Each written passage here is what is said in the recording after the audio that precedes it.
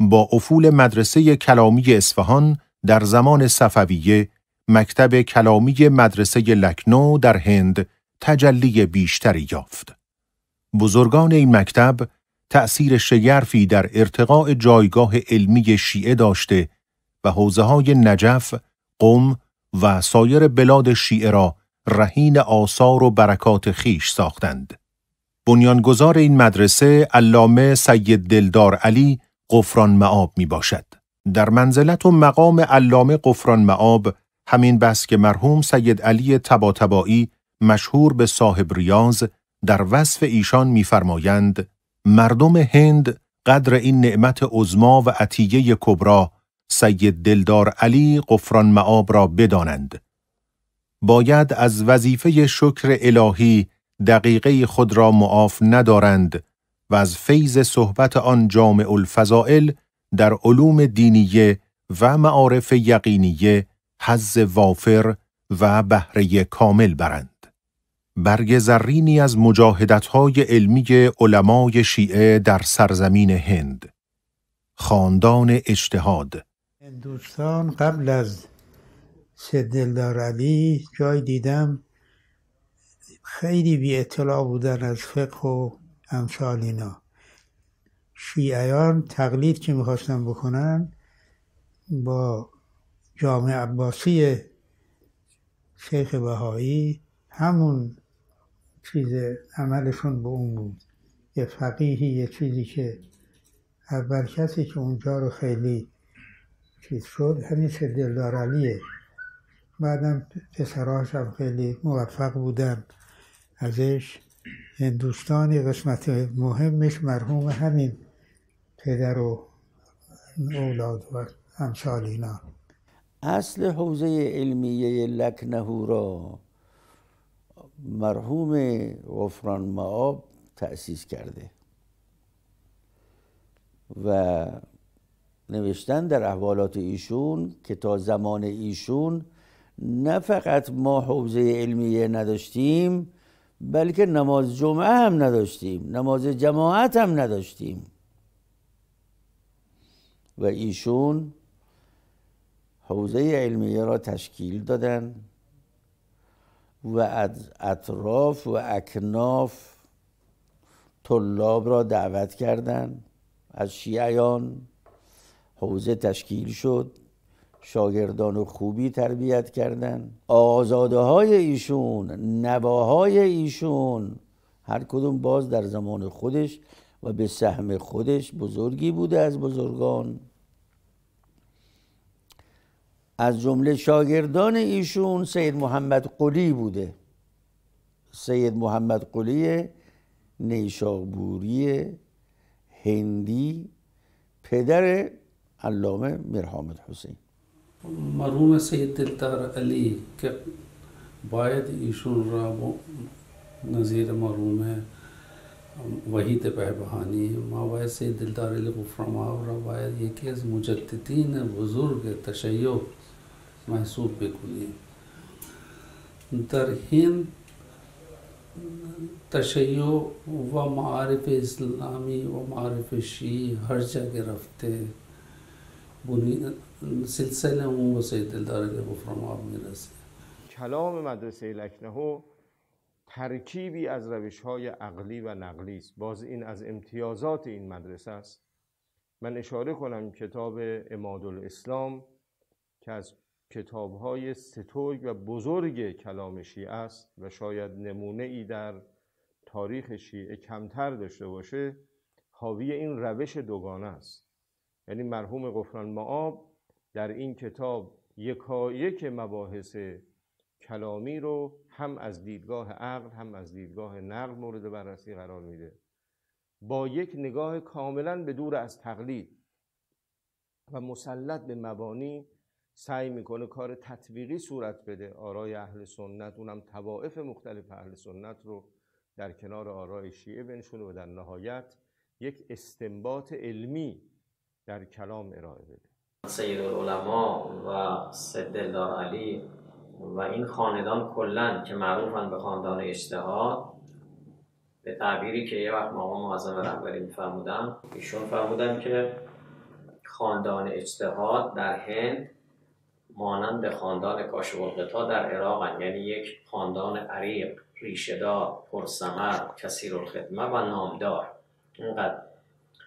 ولی ما اطلاعمون از این خاندان بسیار کمه. بعد از حوزه علمی نجف حوزه علمی لکنو شروع شده دیگه. این دوم تقریبا 250 سال قبل، تقریبا 250 سال قبل شروع شده و حوزه علمی قم بعد از اینجا شروع شده بود دیگه. و این لکنو یک امتیاز بزرگی داره که اینجا حوزه علمی و مجتهدین اینجا خیلی در ایران و عراق هم خیلی معروف بودن. اونجا این سید دلدار علی غفران مآب که اون مؤسس حوزه بود، این اولین طلبه بود که از اینجا برای تحصیل علوم رفته بود به عراق و ایران. روح بلند او شیفته معنویات بود و عامل به تکلیف. عالمی که علم را چونان مشعلی برای هدایت اجتماع به دست داشت. عالمی که از دانش چراغی ساخته بود برای روشن ساختن جان انسان و راه اجتماع، نه آتشی برای گرم کردن هنگامه خیش. در عصری که مرحوم غفران مآب میزیست، شیعه اون دوره دچار مشکلات و تنگناهای فراوان بود.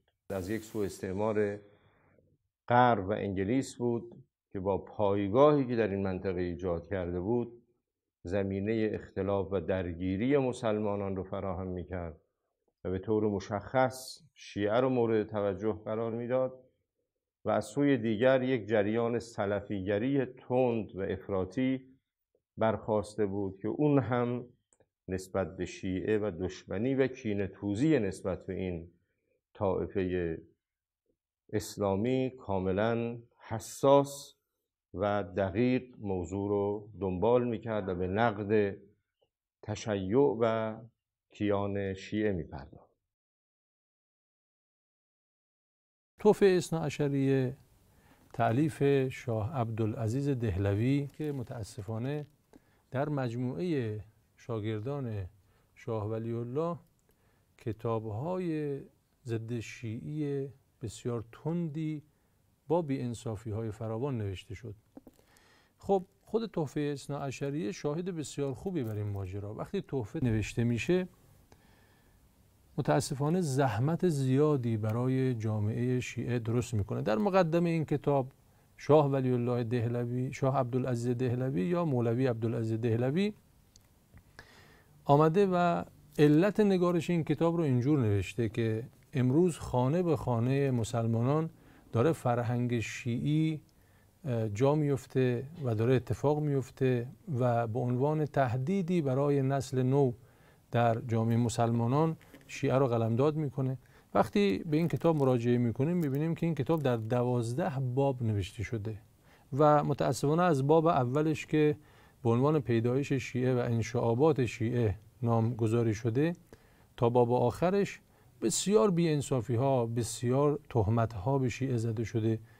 दिलदार अली मारूफ गफरा मआब ने लखनऊ में जो हौज़ इल्मिया की तासीस की तो सबसे पहले उन्होंने अपने अम्बाड़े में जो कि मशहूर है गफरा मआब के अम्बाड़े से या हुसैनिया गफरा मआब में वहाँ हौज़े की तासीस की और उसका नाम मदरसे ईमानिया भी रखा गया था बाद में। और वहाँ पर अजीम शख्सियतें जो है वहाँ पर दर्ज देती थी। सबसे पहले उन्होंने अच्छे शागिर्दों की तरबियत की जिनमें सबसे मशहूर मुफ्ती मोहम्मद कुली साहिब अबकात के वालिद मोहतरम थे। उनके अलावा सैयद अहमद अली मोहम्मदाबादी थे जो मुज्तहिद मुसल्लम शायर बरजस्ता और बड़ी खूबियों के मालिक थे.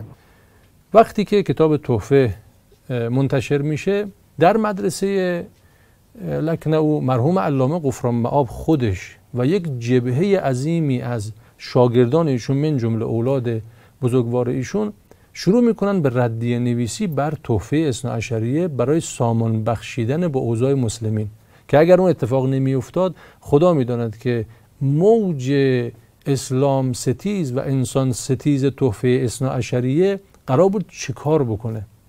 خب مرحوم غفران مآب رو میبینیم 5 تا باب از تحفه رو رد کردن.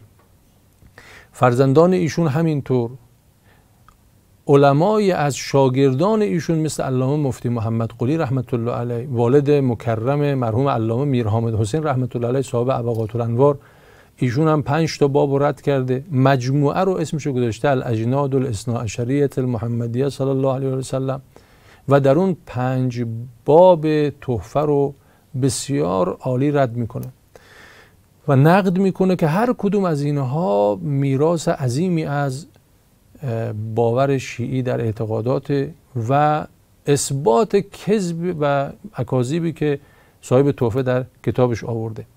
شیعت आज़ादारी अपने तरीके से करते थे, लेकिन बहुत ज़्यादा मरसूम इस तरीके से नहीं थी कि इमाम 12 हो जाए, ये हो जाए, दुरुस्त कर ले, उस तरह बैठे, ऐसा भी कोई चीज़ नहीं थी.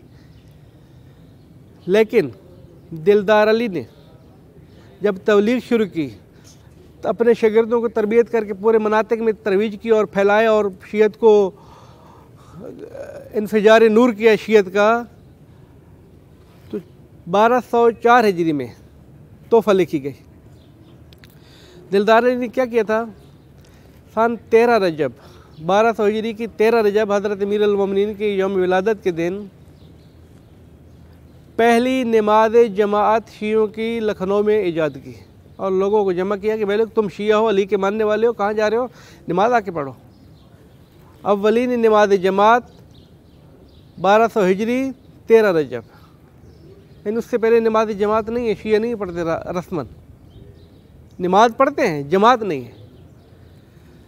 27 रजब 1200 हिजरी की पहली नमाज जुम्मा है, पहली नमाज जुम्मा, अव्वलीन नमाज जुम्मा 1200 हिजरी. سخن علما و بزرگان در وصف خاندان اجتهاد نشان از جایگاه رفیع ایشان و عظمت میراث علمی بجامانده از آنها دارد.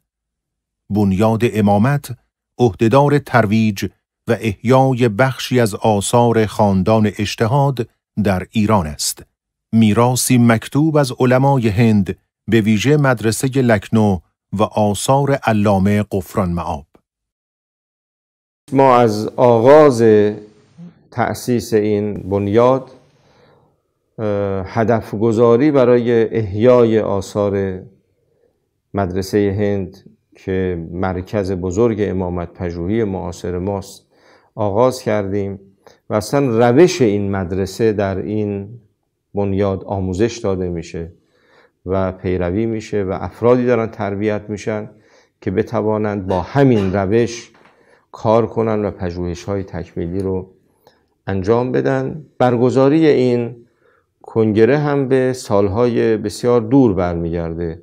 تقریباً ما 5-6 سال است که کار احیای آثار این مدرسه رو آغاز کردیم.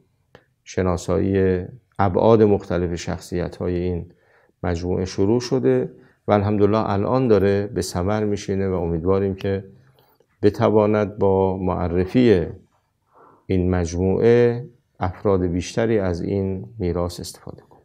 این خوشحالیه حضرت ولی عطا کتاب‌های بیخودی میخونن، مینویسن، میگن که ما این آثار داریم، این برکات رو داریم، اینا رو باید حفظ کنیم، باید نگه بداریم. آخه همه کی باید بکنن؟ همه شما که الحمدلله و امثال شما اقدام میکنید، اینا خیلی ثواب و اجر شما خیلی واقعا نه که واقعا ثواب و اجر خیلی زیاده، خیلی بالاتر از اینه. شما جلساتی که دارید همه جلسه علم هست، این راه شما خیلی راحت، خیلی خوبه، خیلی این دیر شده بود تا حالا. امیدوارم که بر توفیقات شما بیفزاید و بنده تشکر میکنم خیلی. خداوند همه را حفظ کنند انشالله. این آثاری که دارید انشالله خدا من همه محفوظ بمونه انشالله. موج هجمه‌های علمی و فرهنگی درس‌آموختگان مکتب خلافت در دهلی و دسیسه‌های دشمنان اسلام در دنیای غرب می‌رفت تا اساس اعتقادات شیعه در سرزمین هند را ریشه‌کن کند.